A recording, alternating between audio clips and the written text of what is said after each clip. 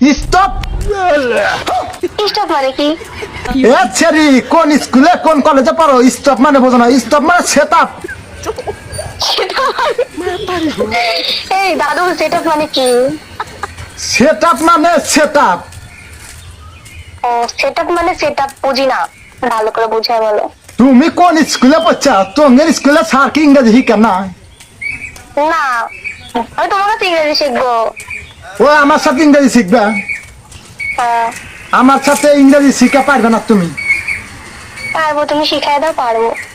How are you? How are you? ও ছেড়ি, how are you? How are you? ওই ছেড়ি, how are you? How are you?